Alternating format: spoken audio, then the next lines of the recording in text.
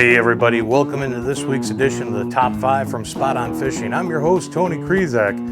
Oh, we're almost to my favorite time of year, fall. King Salmon Run. They're going to be coming into the shorelines of Lake Michigan, and we're going to show you all the gear you need to get ready to catch these fall kings. It'll be here before you know it.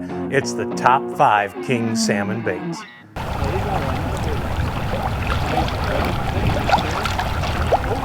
Now, we always get a ton of questions every season about what type of rods and reels we use.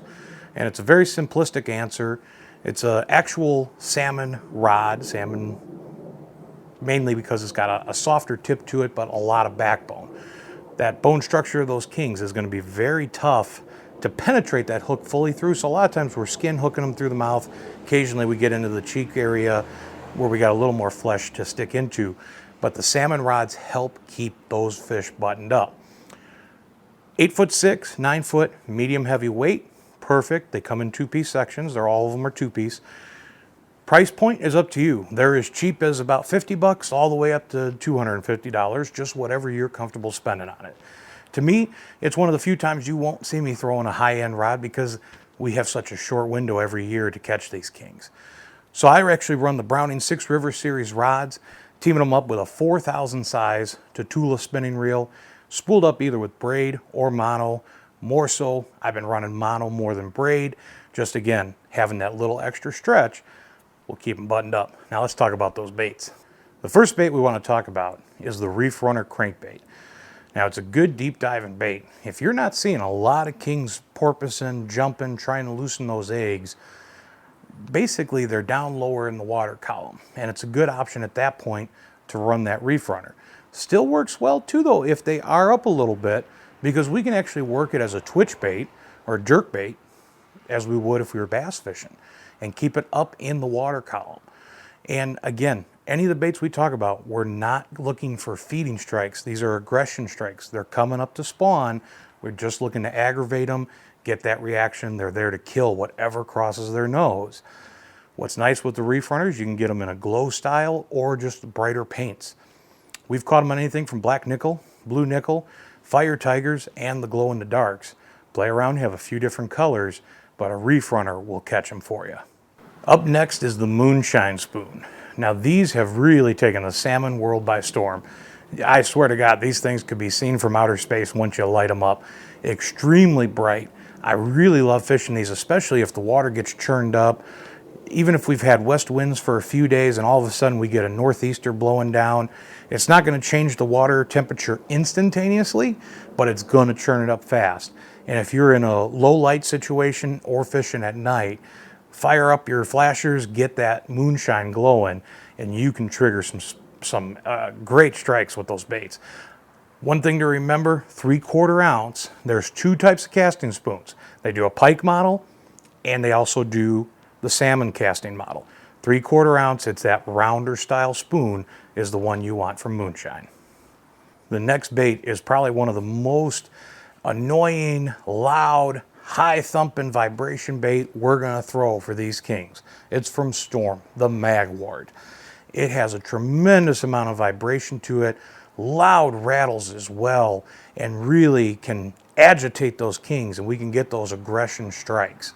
We can play around, stop and go retrieves to let them float back up to the surface if we want to try to keep them up higher, or again, we can crank them down, keep them down in the strike zone if those kings are at a lower level. But a lot of times, once that thing comes across their nose, there's very few times a king's going to resist striking a Wart. Now, spoons, of course, the bread and butter of the salmon world, and this one is kind of unique. It's the little Cleo. Thinner diameter, not as big of a profile, a little bit more of an elongated spoon, has a tighter wobble to it. It's really nice, especially keeping a spoon up a little bit higher in the water column, and it will drop also fairly quickly too. If you stop it, it doesn't have that big wide flutter down. It's going to just kind of shimmy and go right down. So it's good to work all levels of the water column with, but it'll stay pretty much right where it is when you count it down. And sometimes that elongated spoon with just the less flash, less of the roll, less vibrations, sometimes less is more, and that's why you should always have a couple colors, that 3/4 ounce little Cleo.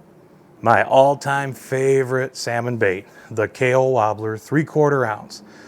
blue and green, green and nickel, blue and chrome, orange and gold, and of course the glow colors. They do a blue and glow and they do a chartreuse glow. If you're night fishing, those glow in the darks. During the day, the metallics.